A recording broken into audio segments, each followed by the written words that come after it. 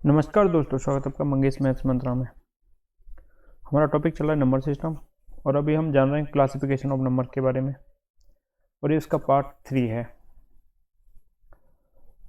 आइए एक बार जान लेते हैं कल क्या क्या हमने, थोड़ा सा रिवाइज कर लेते हैं क्या क्या देखा। कल हमने देखा कि टाइप ऑफ इंटीजर, धनात्मक पूर्णांक के प्रकार पढ़े थे हमने कल। और पॉजिटिव इंटीजर को ही प्राकृतिक संख्या बोला जाता है, नेचुरल नंबर जो कहते हैं। तो इसका एक है इवन नंबर, सम संख्या, ऑड नंबर, विषम संख्या। ऑड इवन नंबर वो होते हैं जिनको हम 2 से डिवाइड कर सकें। ऑड नंबर वो हैं जो 2 से डिवाइड ना हो। प्राइम नंबर अभाज्य और कंपोजिट नंबर भाज्य संख्या। और एक डिस्कस किया था हमने कल परफेक्ट नंबर, संपूर्ण संख्या या परिपूर्ण संख्या। तो आज हम पढ़ेंगे प्राइम नंबर के बारे में। प्राइम नंबर में वैसे मैंने कल बताया था कि प्राइम नंबर सबसे छोटा प्राइम नंबर 2 है। सबसे छोटा पॉजिटिव प्राइम नंबर 2 है और 2 ही इकलौता ऐसा प्राइम नंबर है, 2 ही इकलौता ऐसा प्राइम नंबर है जो कि सम संख्या भी है, इवन नंबर भी है। ये बहुत बहुत ज़्यादा यूज होगा और इससे हम कई सारे क्वेश्चनों को सॉल्व करेंगे, क्योंकि 2 इज ओनली इवन प्राइम। उसके बाद हमने ये 100 तक प्राइम नंबर लिखे थे और इसमें एक छोटा सा एरर भी था कि 59 की जगह पे मैंने यहाँ पे 56 लिखा था। हालांकि मैंने बोला 59 ही था, बाई मिस्टेक 56 हो गया था, तो उसकी जगह 59 ही पड़िएगा। आज हम जानते हैं type of prime number. Prime number अभाज्य संख्या, इसका एक पहला पार्ट है twin number, twin prime number. इसको हिंदी में कहा जाता है युग्म अभाज्य संख्या, युग्म अभाज्य संख्या। अच्छा, ये कौन सी होती हैं? ट्विन प्राइम नंबर ऐसे नंबर होते हैं, ऐसे नंबर होते हैं, ऐसी संख्या होती हैं जिनका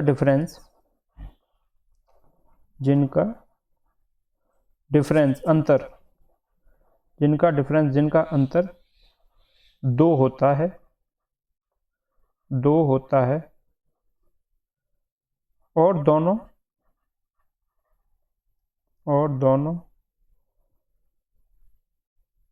प्राइम नंबर होते हैं, दोनों ही। एक मिनट, इसको मैं मिटा देता हूँ थोड़ा। जिनका अंतर 2 हो और दोनों ही संख्या अभाज्य संख्या हो। जैसे मैं एग्जांपल देके समझाता हूँ, जैसे 3 और 5, अगर ये दोनों एक जोड़े में आ जाएं तो ये जो है ट्विन प्राइम नंबर का जोड़ा होगा। नेक्स्ट आता है 11 और 13, 11 और 13, 11 एंड 13, ये भी ट्विन प्राइम नंबर है। 17 एंड 19, 17 और 19, ये भी प्राइम नंबर है। 29 और 31, ये भी प्राइम नंबर है। कौन सा? ट्विन प्राइम नंबर है। ये सारे अगर युग्म बन जाएगा, जोड़ा बन रहा है और दोनों ही संख्या जो है अभाज्य हैं, दोनों ही संख्या अभाज्य हैं और उनका अंतर 2 है, मतलब अंतर मतलब डिफरेंस, मतलब एक संख्या दूसरी संख्या से 2 बड़ी है, बस दोनों का डिफरेंस जो है वो आता है ट्विन प्राइम नंबर में, वो जो आता है ट्विन प्राइम में। अच्छा, इसमें है क्या कि दोनों ही नंबर ऑड होंगे। क्यों? क्योंकि सबसे इवन नंबर जो है, ऑड मतलब विषम संख्या, सम संख्या तो केवल 2 है और 2 के बाद में 2 का डिफरेंस करके 4 है, जो कि कंपोजिट नंबर है। तो मेरी बात को समझना कि इसके ट्विन प्राइम की कुछ कंडीशन है कि दोनों का अंतर जो है 2 होना चाहिए और दोनों ही प्राइम नंबर होने चाहिए, तो उनको हम कहते हैं ट्विन प्राइम नंबर। उनको क्या कहते हैं? ट्विन प्राइम नंबर, युग्म अभाज्य संख्या। चलो, अब नेक्स्ट आता है इसका पार्ट जो है प्राइम नंबर का, वो है को प्राइम नंबर, को प्राइम नंबर। तो अभी तक को प्राइम नंबर, सह अभाज्य संख्या, सह अभाज्य संख्या, ये कौन सी होती हैं? ऐसी 2 संख्या, ऐसे 2 नंबर जिनका HCF कहते हैं, महत्तम समापवर्तक, हाईएस्ट कॉमन फैक्टर, 1 हो। HCF जो है 1 हो, यानी कहने की बात यह है कि दोनों संख्याओं में कुछ भी कॉमन ना हो, समझ रहे हैं, सह अभाज्य संख्या कहलाती है। जैसे 12 और 23। अब आप कहेंगे कि 12 तो कंपोजिट है, भाज्य संख्या है, जबकि 23 अभाज्य है। तो यहाँ पे कहा है ऐसी दो संख्या, यहाँ पे ये नहीं कहा कि ऐसी प्राइम नंबर, ऐसी अभाज्य संख्या, नहीं, कोई भी नंबर हो जिनका अगर HCF 1 है, अगर उनमें कुछ भी कॉमन नहीं है तो वो जो है को प्राइम नंबर कहलाती हैं। भले इसमें कुछ कंडीशन है, चलो मैं बाद में बताता हूँ, पहले ये समझिए। 12 23 हो गया, 3 11 हो गया,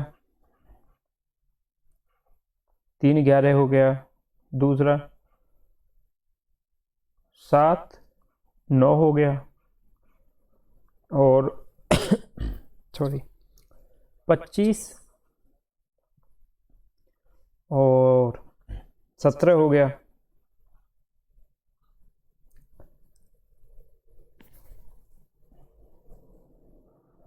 नौ और आपका जैसे मान लीजिए कोई भी नंबर ले लो, 16, 9 16 हो गया, और 16 25 हो गया। अब यहाँ पे देखिए यहाँ कुछ कंडीशन ऐसी हैं जो आपको थोड़ा सा कंफ्यूज करेंगी, जो संदेह पैदा करेंगे, उनको मैं यहाँ पर क्लियर करूँगा। देखिए पहले मैं हाईलाइट करता हूँ कुछ पॉइंटों को। जैसे 16 और 25, इसको समझिए, दोनों ही नंबर भाज्य संख्या हैं, कंपोजिट नंबर हैं, दोनों ही नंबर कंपोजिट नंबर हैं, भाज्य संख्या हैं, लेकिन इनमें कॉमन कुछ नहीं है। देखोगे 16 और 25 के फैक्टर करोगे तो क्या आएगा, कॉमन कुछ नहीं आएगा, एक ही कॉमन आ रहा है बस। जिनका HCF निकालोगे, महत्तम समापवर्तक जो बोलते हैं, हाईएस्ट कॉमन फैक्टर, वो निकालोगे तो 1 आएगा। कितना आएगा, 1 आएगा। यहाँ देखिए 9 भी कंपोजिट है, 9 भी भाज्य संख्या है, 9 भाज्य है, और 16 भी भाज्य है। दोनों नंबर जो है भाज्य संख्या हैं, दोनों नंबर जो है भाज्य संख्या हैं। यहाँ 3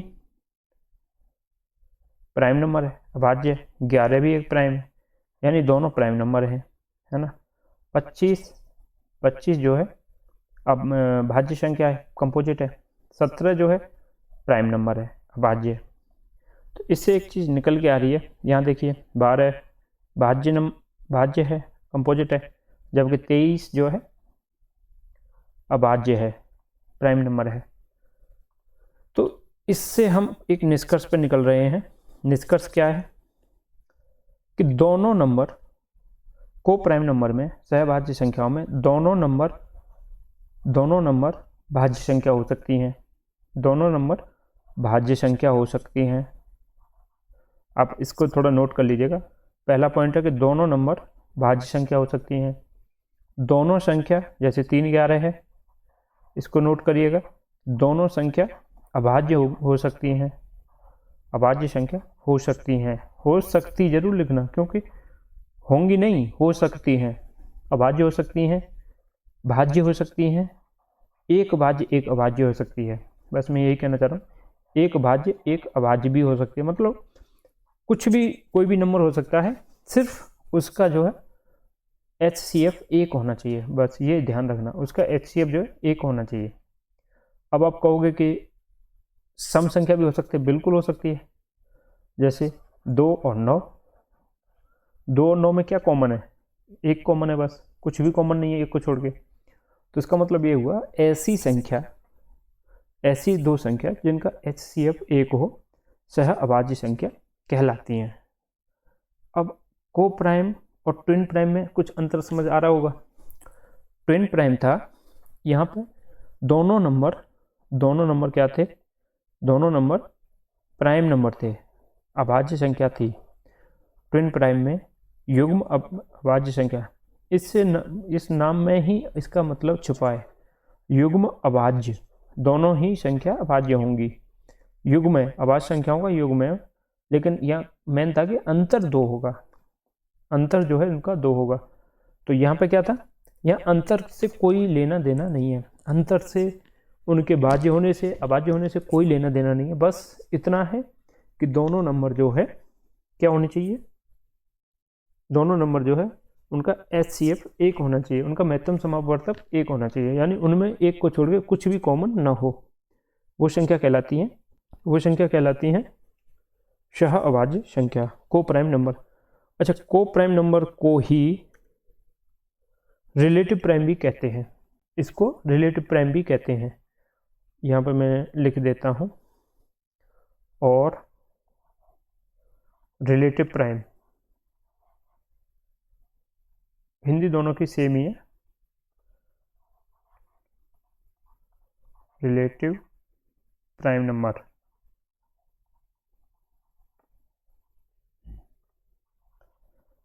अब देखिए हम पता करेंगे कि अभाज्य संख्या को फाइंड आउट कैसे करें। अभाज्य संख्या को फाइंड आउट कैसे करें कि कोई भी नंबर अभाज्य है या नहीं है, तो आइए देखते हैं। अच्छा, इसमें एक और थोड़ा सा एग्जांपल देके समझा दूं कि जैसे कॉमन वाली चीज़ आ रही हो, कुछ पे समझ ना आए। जैसे दिया हो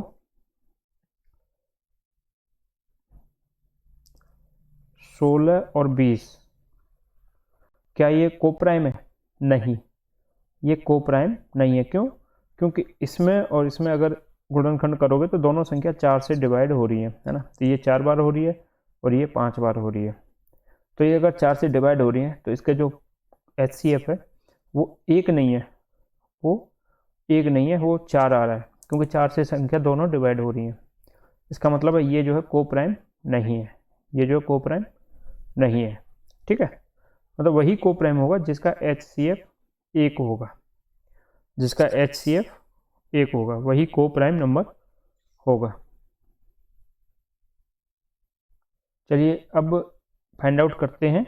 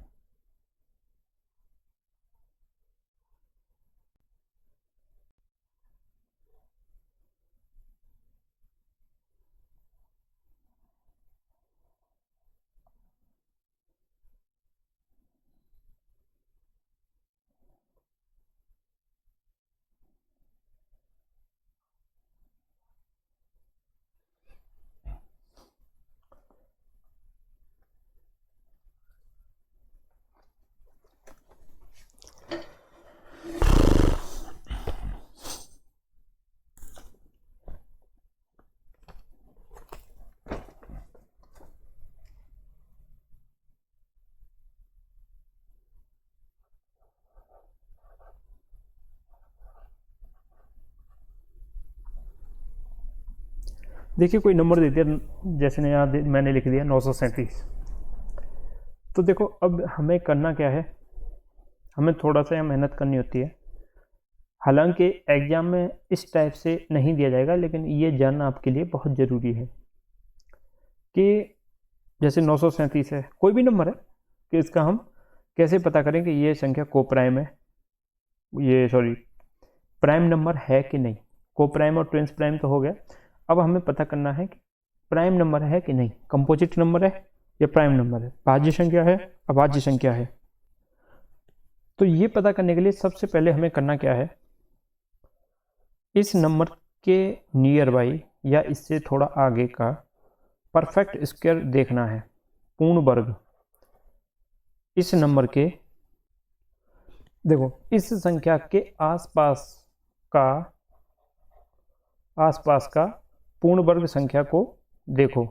तो देखो ये है 937, तो 937 के आसपास जो पूर्ण वर्ग है वो है 900। 900 किसका वर्ग है? 30 का। 30 का जो वर्ग है, 30 का जो वर्ग करते हैं तो आता है 900। और ये नंबर कितना है? नंबर है 937। तो 31 का जो वर्ग करेंगे तो वो कितना आएगा? आसपास का मतलब है इसके नियर बाई थोड़ा पहले हो या थोड़ा बाद में भी हो। जैसे 37 है तो 36, 35 इतना होगा तो भी चलेगा, और या फिर इससे ज़्यादा भी ले सकते हो, क्योंकि हमें उसका जो जिस संख्या का वर्ग है ना, उस संख्या तक की सारी अभाज्य संख्या लेनी होती हैं। तो 31 का जो हम स्क्वायर करते हैं तो ये होता है 961। तो अब इसका मतलब क्या है, इस नंबर से छोटा होना चाहिए, मतलब कम ही हो। इसको भी लेंगे तो भी काम चलेगा, लेकिन इससे थोड़ा छोटा होगा तो ज़्यादा बेटर रहता है। तो इससे जो छोटा होगा, जो पूर्ण वर्ग से थोड़ा मतलब जो संख्या है उससे बड़ा पूर्ण वर्ग हमें ले लेना है, ये समझिए। तो अब हमने ले लिया 961 यानी 31। अब 31 तक की सारी अभाज्य संख्याओं को हम लिखेंगे। देखिए मैं इसका थोड़ा कलर चेंज करता हूँ। 31 तक की सारी अभाज्य संख्याओं को लिखोगे तो ये होती हैं 2, 3, 5, 7, 11, 13, 17, 19 और उसके बाद होती है 23,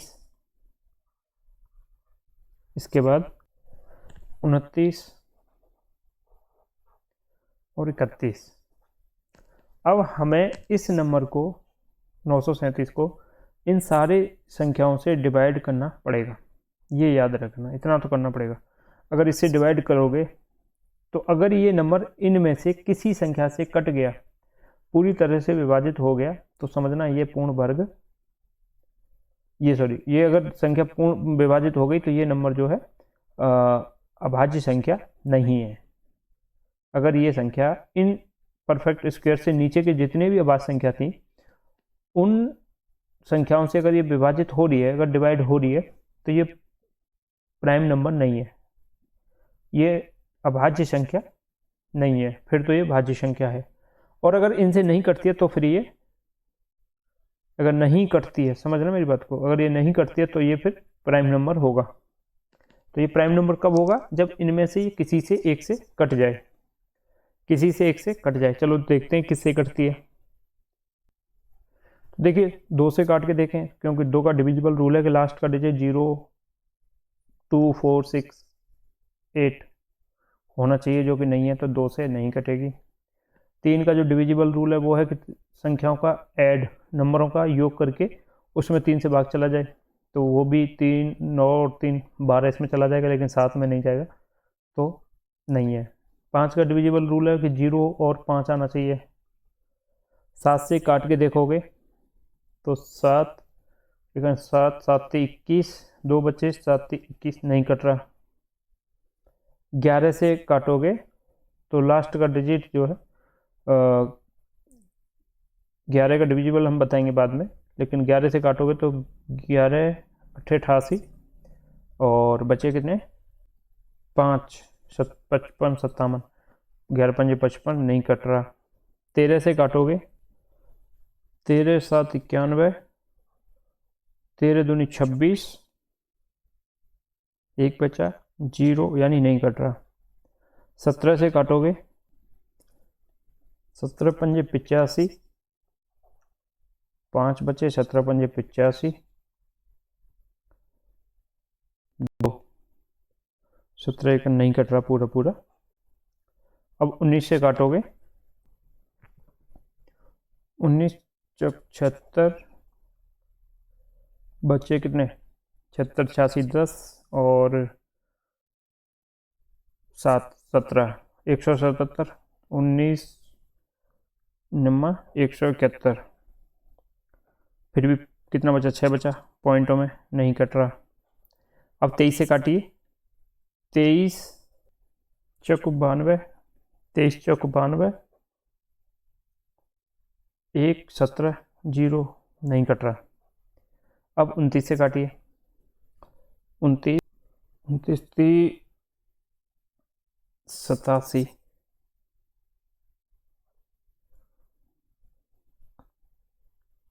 6 बचा, 67, 29 दूनी 58,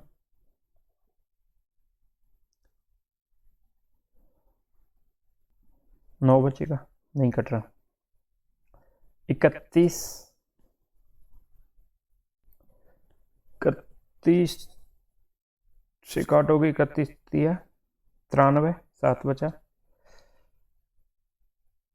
0 बचेगा और 7, यानी 0, 30 नहीं कटेगा।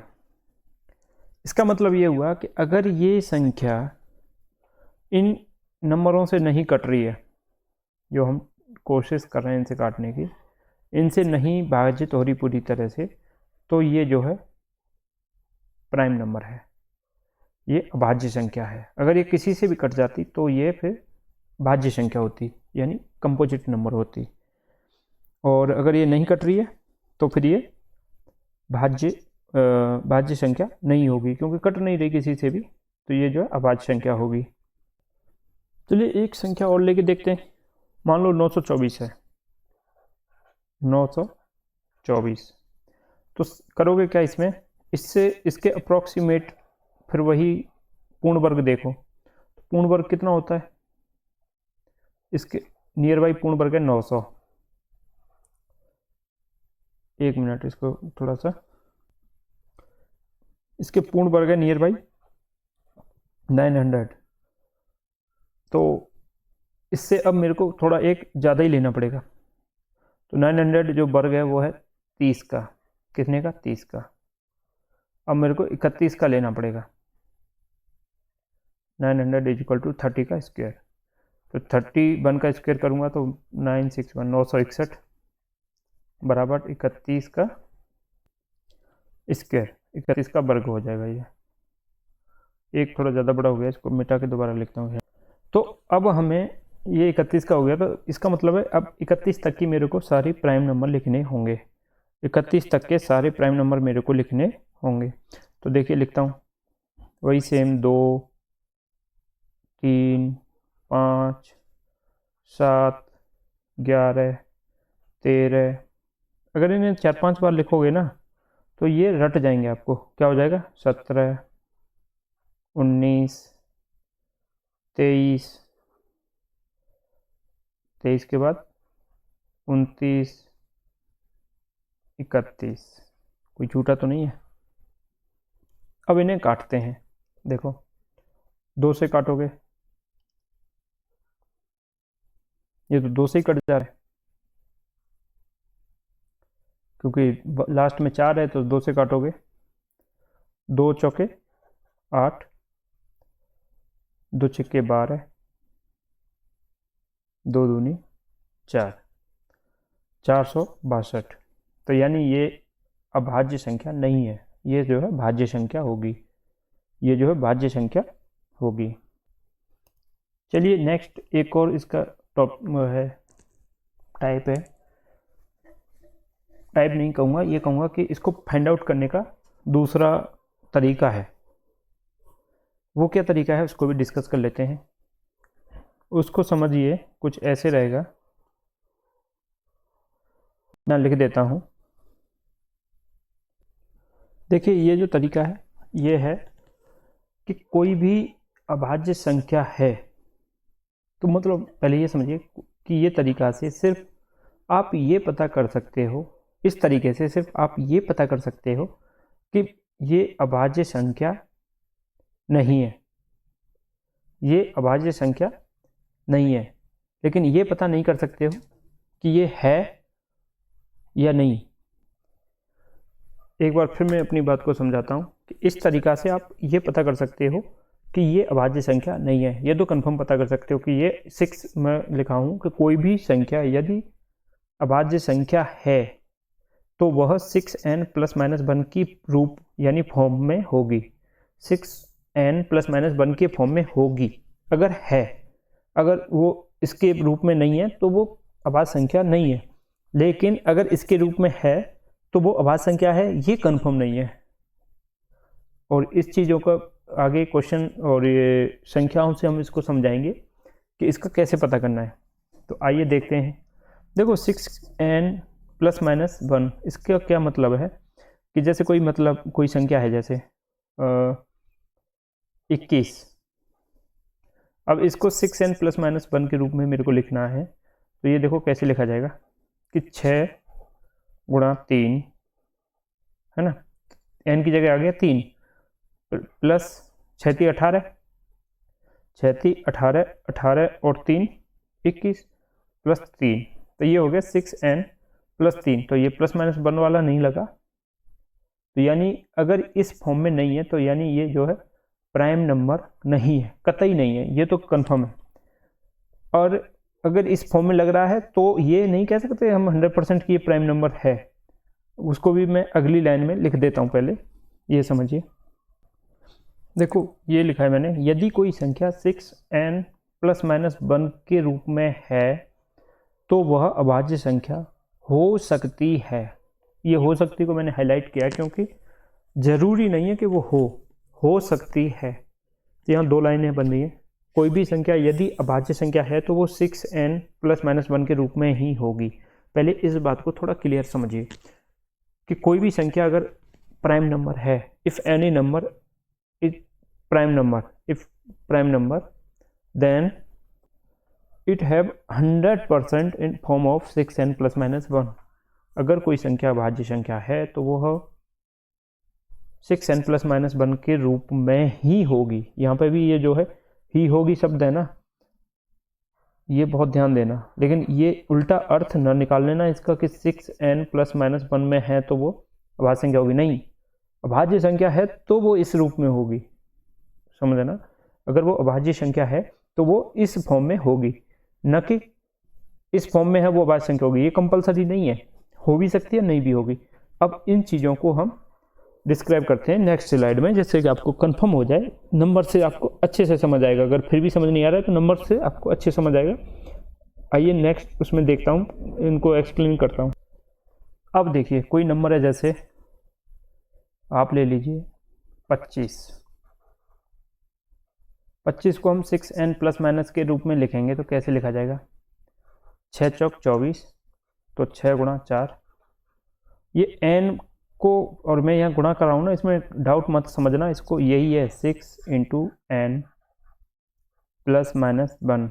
मतलब कहीं समझें कि ये यहाँ पे मल्टीपल क्यों हो रहा है। n का मतलब है ये मल्टीपल हो, 6 का मल्टीपल हो, कि 6 का 4 से गुणा करें तो 24, 6 चौक 24 + 1। क्या फॉर्म बन रही है? पक्का बन रही है। लेकिन ये क्या है?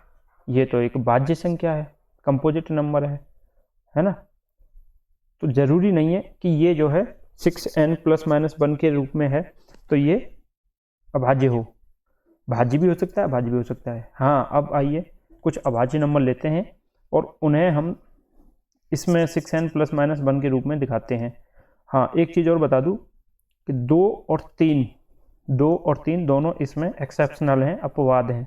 यहाँ पे हम लिख दें कि अगर कोई अभाज्य संख्या है तो वो 6n ± 1 के रूप में ही होगी, 2 और 3 को छोड़कर। ये 2 नंबर हैं, ये जो है इसमें अपवाद हैं को छोड़कर, एक्सेप्शनल टाइप मान के चलिए इनको। इन दोनों को छोड़ दीजिए तो ये सारी जो नंबर होंगे भाज्य वो इसी रूप में होंगे, 2 और 3 को छोड़ के। कहीं इसमें आप कहें कि ये तो नहीं है। अब आइए,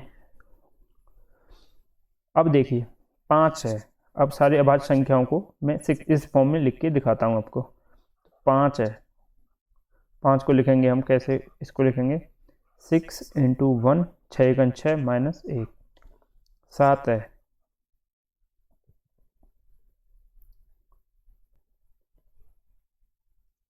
6 × 1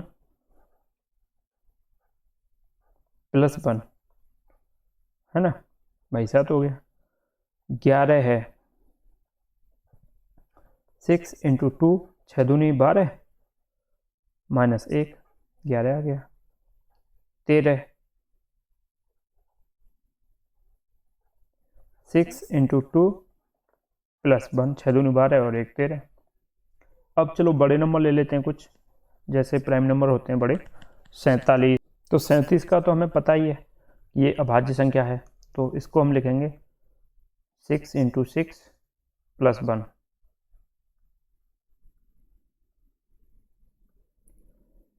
तो यहाँ पर मैं जो कहना चाह रहा था वो यही था कि आपको ये समझ आए कि अगर कोई नंबर है तो वो अभाज्य संख्या है, अगर कोई प्राइम नंबर है तो वो इस फॉर्म में तो होना ही होना है, ये 2 को छोड़ के, 2 और 3 को।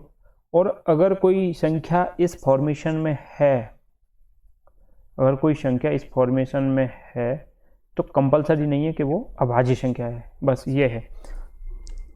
तो इससे हम पता कर सकते हैं कि वो अभाज्य संख्या नहीं है, बस इतना हम कंपलसरी 100% पता कर सकते हैं। तो अभी हम चलो देखते हैं, कुछ और क्वेश्चन देखते हैं। देखिए ये हमारा क्वेश्चन है एक, P, Q, R, S and T are 5 prime numbers where P is less than Q is less than R is less than S is less than T. It is also given that P plus Q plus R plus S plus T is equal to 4a2. What is the value of P की power 5? P to 5, ये होगा P to power 5। अब इसे इधर समझते हैं थोड़ा। P, Q, R, S और T 5 अभाज्य संख्याएं हैं। तो यहाँ 2-3 चीज़ें ध्यान रखनी है आपको। कितने नंबर दिए हुए हैं? 5। इसका कलर थोड़ा चेंज करता हूँ मैं। ये जो 5 नंबर दिए हुए हैं, जहाँ P is less than Q is less than R is less than S is less than T, यानी T S से बड़ा है, S R से बड़ा है, R Q से बड़ा है, Q P से बड़ा है, यानी सबसे छोटा P है।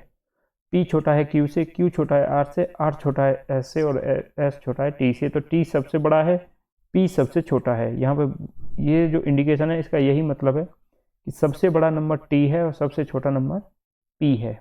ये 2 चीज़ें ध्यान रखना। तथा P plus Q plus R plus S plus T, इन 5 अंकों का जो जोड़ है वो है 482। तो P की पावर 5, P की घात 5 का मान क्या होगा, ये पता करना है हमें। तो यहाँ पे इस सवाल को करने से पहले मैं थोड़ा सा एक ऑड इवन का सिस्टम थोड़ा सा समझा देता हूँ कि ऑड और इवन 2 तरह के ये जो हमारे नंबर हैं, इनको अगर हम जोड़ते हैं तो कैसे कैसे रिजल्ट आता है उसका। देखो इवन प्लस ऑड, अगर ऑड में इवन जोड़ो या इवन में ऑड जोड़ो, यानी यहाँ ऑड करो या यहाँ इवन करो, वो एक ही बात है। वो हमेशा क्या आएगा? ऑड नंबर आएगा। क्या आएगा? ऑड नंबर आएगा। इवन प्लस इवन हमेशा इवन होगा। क्या होगा? इवन होगा। ऑड प्लस ऑड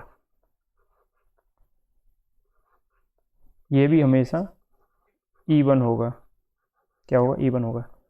अब ये तो अच्छा, यहाँ पे मैं ये बता दूँ, इवन सम संख्या है। इनको एक बार यहाँ पे हिंदी में लिख देता हूँ। कई लोगों को थोड़ा दिक्कत होता है कि, वैसे इतना बेसिक आप रखिए कि नॉर्मल जो कॉमन टर्म है उनको हमेशा याद कर लीजिए प्लीज़, क्योंकि इतना इवन ऑड ये सब में तो समझना पड़ेगा आपको। ये विषम संख्या है। इवन मतलब सम, ऑड मतलब विषम। तो सम विषम का जो जोड़ होगा वो हमेशा विषम होगा। क्या होगा? विषम। विषम मतलब समझ गए ना, जिनके लास्ट में 1, 3, 5, 7, 9 होता है वो विषम होती हैं, जो 2 से भागित नहीं होती। इवन यानी सम, और सम में जोड़ोगे सम को तो सम संख्या आएगा, और विषम विषम जोड़ोगे तो भी सम संख्या आएगा, इवन नंबर आएगा। ये इस क्वेश्चन का सबसे ज़्यादा यूजफुल फॉर्मूला टाइप मानिए इसको। ये बहुत जानना ज़रूरी है आप लोगों के लिए। तो अब देखिए कैसे करेंगे इसे। देखिए पहली बात। दूसरी बात, अब यहाँ पे नंबर कितने दिए हुए हैं? 1, 2, 3, 4, 5 नंबर दिए हुए हैं। पाँचों नंबरों को अगर आप जोड़ोगे, मान के चलो हमने बताया था कि केवल और केवल 2 ही सम संख्या जो है प्राइम नंबर है। केवल और केवल 2 ही सम संख्या जो है प्राइम नंबर है। बाकी सारी अभाज्य संख्या, प्राइम मतलब अभाज्य, सारी अभाज्य संख्या जो है विषम संख्या है। केवल इवन जो है सम संख्या जो है 2 ही है, जो कि अभाज्य भी है और सम भी है, और नहीं तो सारी विषम संख्या हैं। तो अब मान के चलो कि 5 विषम संख्याओं को हमें जोड़ना है। हमें नहीं पता कि इसमें 2 भी शामिल है ना, हमें नहीं पता सबसे छोटी संख्या 2 है 3 है, हमें नहीं पता। तो हम मान के चलेंगे पहले कि पांचों की पांचों जो है विषम संख्या है। तो देखो यहाँ पे हम जोड़ते हैं ऑड प्लस ऑड, इसको थोड़ा सा कलर चेंज करके लिखता हूँ मैं।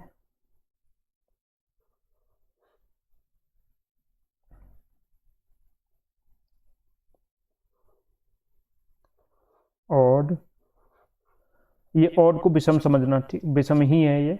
आप थोड़ा सा हिंदी आप कर लीजिएगा, विषम विषम लिखना थोड़ा सा ये मार्क इससे पॉइंटर से थोड़ा दिक्कत होता है, तो इंग्लिश में ही लिख देता हूँ मैं ऑड। अगर हमारी पांचों नंबर जो है ऑड है, ये कहना चाह रहा हूँ मैं, odd plus odd plus odd, ये आपका पी हो गया।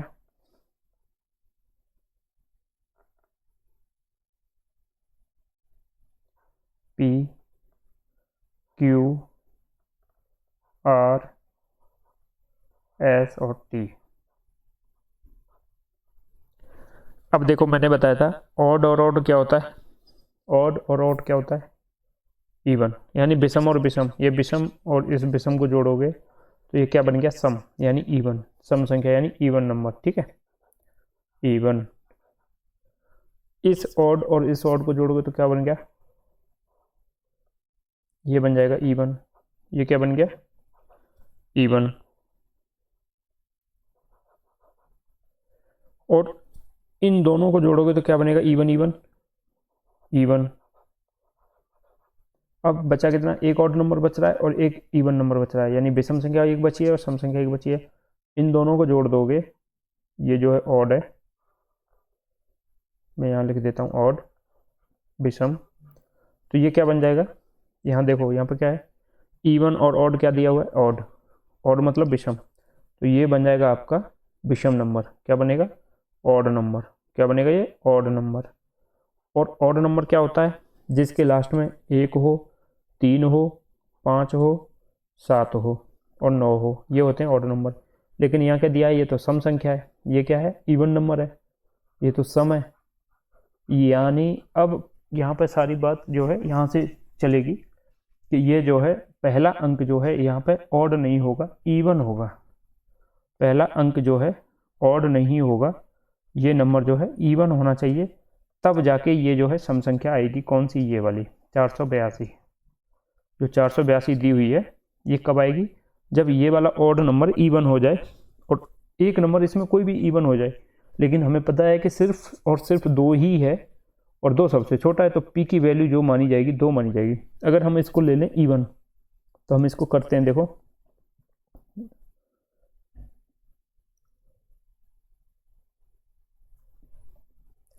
मैं इसको अभी मिटा देता हूँ, इसको आप लिख लीजिएगा। देखो अब मैंने मान लिया कि एक नंबर इसमें इवन है, एक नंबर कौन सा होगा, क्योंकि यहाँ पे तो दे दिया कि 5 अभाज्य हैं, तो अभाज्य में कौन सा इवन है, सिर्फ 2 ही है।